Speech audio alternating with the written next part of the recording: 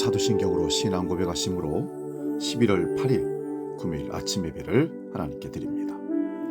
나는 전능하신 아버지 하나님, 천지의 창조주를 믿습니다. 나는 그의 유일하신 아들, 우리 주 예수 그리스도를 믿습니다. 그는 성령으로 잉태되어 동정녀 마리아에게서 나시고 본디오 빌라도에게 고난을 받아 십자가에 못 박혀 죽으시고 장사된 지 사흘 만에 죽은 자 가운데서 다시 살아나셨으며 하늘에 오르시어 전능하신 아버지 하나님 우편에 앉아 계시다가 거기로부터 살아있는 자와 죽은 자를 심판하러 오십니다.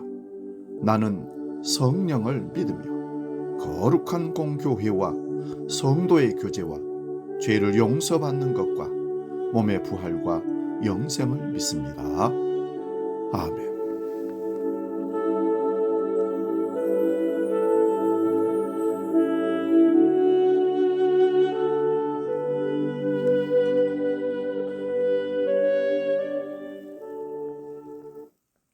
찬송가 312장 너 하나님께 이끌리어 함께 찬송합니다.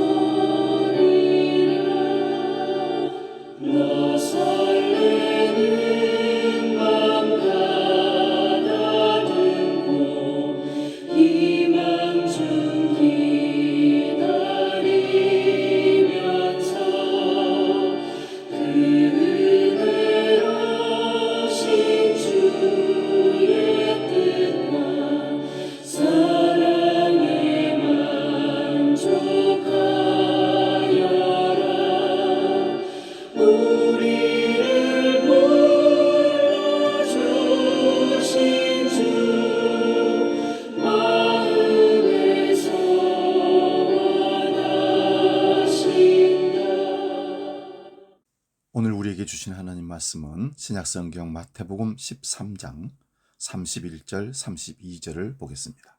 신약성경 22면에 있는 마태복음 13장 31절 32절 봉독할 때에 살아계신 주님의 음성을 들을 수 있기 바랍니다. 지금 봉독합니다. 또 비유를 들어 이르시되 천국은 마치 사람이 자기 밭에 갖다 심은 겨자씨 하나를 같으니 이는 모든 씨보다 작은 것이로되 자란 후에는 풀보다 커서 나무가 되매 공중의 새들이 와서 그 가지에 깃들이느니라. 아멘. 봉독한 말씀으로 겨자씨의 반전, 이런 제목으로 말씀 상고하면서 피차 은혜를 나눕니다. 우리는 모든 일을 기대하며 목표를 세우고 하는데 우리가 원하는 상태로 일이 되지 않았을 때 절망하거나 희망을 거둬들입니다. 그런데 우리가 기대하지 않았던 일들이 벌어지는 겁니다. 우리가 원했던 방향으로 그 일이 다시 바뀌어서 성취를 얻게 하는 겁니다. 이것을 우리는 반전이라 얘기합니다. 오늘 본문 32절에 모든 씨보다 작은 것이로되 자란 후에는 풀보다 커서 나무가 되매 공중의 새들이 와서 그 가지에 깃들으니라. 이 말씀은 천국을 겨자씨에 비유하는 말씀입니다. 천국은 눈에 보이지 않고 이 세상은 경험할 수 없어서 천국을 믿고 신앙생활하는 사람들은 우습게 보이지만 죽음이 다가오면 죽음 이후에 천국이 보이고 천국을 누리게 되므로 반전을 가져오는 것입니다. 겨자씨도 그와 같습니다. 씨앗으로 있을 때에는 눈에도 잘 보이지 않을 정도로 작고 보잘것없지만 땅에 심겨 싹이 나고 자라면 큰 나무처럼 자라서 새가 깃들 정도로 성장한다는 것입니다. 그 이유는 무엇일까요? 생명이 있기 때문입니다. 생명이 있는 것은 반드시 그 존재가 드러나게 되어 있는 것입니다. 생명이 있는 교회는 당장은 어려워 보여도 반드시 성장하고 부흥하고 열매 맺게 된다는 것입니다. 그렇다면 교회의 생명은 무엇일까요? 첫째는 하나님이 찾아오시는 살아있는 예배이고, 둘째는 서로 생각이 다르고 기분이 상해도 서로 양보하고 이해하는 화목이며, 셋째는 나도 없고 부족해도 베푸는 섬김입니다.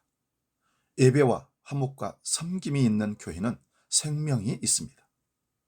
생명이 있는 교회는 반드시 성장하게 되어 있습니다. 숫자에 대한 성장이라기보다는 믿음의 성숙으로 성장한다는 말 뜻입니다. 성도도 예배 속에 하나님을 만나고 남을 위해 참고 내 것을 나누어 베푸는 성도는 생명이 있기에 반드시 주님이 복을 주시어 성장하게 되는 것을 보게 됩니다. 오늘 하루도 변화가 없고 일이 잘 풀리지 않는다고 낙심하지 마시고, 생명이 있는 성도와 교회는 반드시 성장하게 됨을 믿으시고 자신감 있게 주님의 때를 기다리며 기대감 속에 살아가시는 저와 여러분 되시기를 축원드립니다. 겨자씨는 씨가 아니라 차라리 티끌이라고 부르는 게 더 맞습니다. 겨자씨는 십자화가 식물입니다. 겨자씨는 맵고 향기로워 조미료와 약재료로 쓰이는 겁니다. 그런데 겨자씨는 모든 씨앗 중 가장 작은 것으로 묘사할 만큼 아주 작습니다.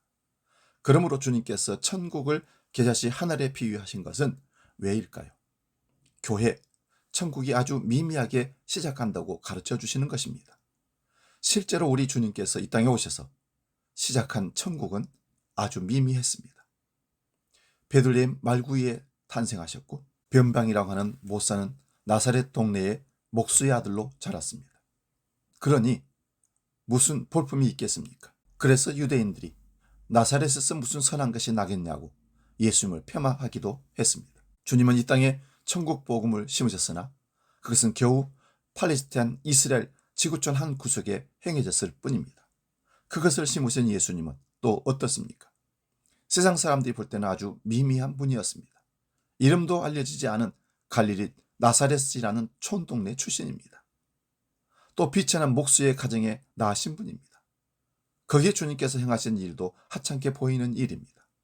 십자가에서 강도들과 함께 처형당하였으니 그분의 행하신 일이 사람들에게 위대한 일로 보일 리가 없습니다. 그러나 오늘 기독교는 세계 제1종교가 되었고 세계 인구의 3분의 1이 기독교인이 되었다는 사실입니다. 이것이 바로 주님께서 삼으신 천국 복음이 지닌 위대함입니다. 마치 겨자씨가 씨앗 중에 가장 작지만 나중에는 1m에서 3m까지 자라는 것처럼 천국은 혹은 기독교는, 교회는 처음에는 아주 미미하게 시작합니다. 그러나 지금은 그 크기를 헤아릴 수 없게 된 것입니다. 하나님으로부터 시작되는 것은 다 이와 같습니다. 남들이 신통치 않게 여기는 것도, 남들의 눈에 별로 띄지 않은 은혜도 성도는 하나님께 감사드려야 합니다. 또한 내가 비록 세상적으로 볼 때 미미할지라도 하나님이 붙드시면 가장 위대한 인물이 될 줄로 확신합니다. 우리의 삶에 적응하기 위해 작은 일부터 실천해 보시기 바랍니다. 본문 31절을 봅니다. 또 비유를 들어 이르시되 천국은 마치 사람이 자기 밭에 갖다 심은 겨자씨 하나를 같으니, 주님은 겨자씨 하나를 심었다고 말씀하십니다. 여러 개의 씨앗을 한꺼번에 뿌린 것이 아닙니다. 단지 하나만 심었습니다. 근데 그 결과는 엄청난 것이라고 강조하십니다. 여기에서 우리는 큰 위로와 용기를 얻습니다. 사랑하는 여러분, 사자성어 중에 장강대하라는 말이 있습니다. 긴 강과 큰 강을 이루는 것도 깊은 산속의 작은 옹달샘으로부터 시작한다는 말입니다. 이스라엘 격언에도 풍년을 바라는 자는 오늘 쟁기질을 멈추지 말라는 말이 있습니다. 오늘 지금 작지만 주님의 말씀을 실천하는 성도만이 큰 은혜를 누리게 될 것입니다. 우리에게는 사명이 있습니다. 여러분은 성장하고 있습니다. 교회와 성도는 부단히 성장해야 합니다. 본문 32절을 다시 봅니다. 이는 모든 씨보다 작은 것이로되 자란 후에는 풀보다 커서 나무가 되매 공중의 새들이 와서 그 가지에 깃들으니라. 작은 겨자씨가 큰 나무로 성장하여 많은 새의 보금자리가 된다는 내용입니다. 교회와 성도, 성도와 교회의 성장력에 대한 교훈이기도 합니다. 교회와 성도는 반드시 성장하게 되어 있습니다. 그리스도의 생명력을 가지고 있기 때문입니다. 살아 움직이는 말씀을 지니고 있기 때문입니다. 그래서 성장은 무한대입니다. 우리의 신앙이 자라나고 커야 합니다. 또 교회도 성장하고 성숙하고 부흥해야 합니다. 그러므로 작은 일부터 시작합시다.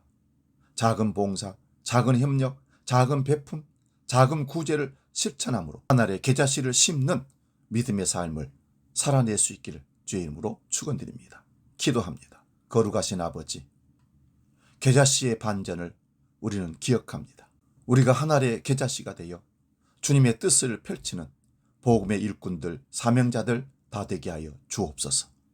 주기도록 기도합니다.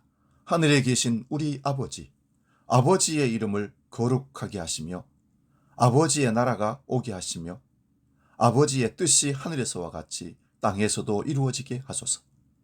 오늘 우리에게 일용할 양식을 주시고 우리가 우리에게 잘못한 사람을 용서하여 준 것 같이 우리 죄를 용서하여 주시고 우리를 시험에 빠지지 않게 하시고 악에서 구하소서.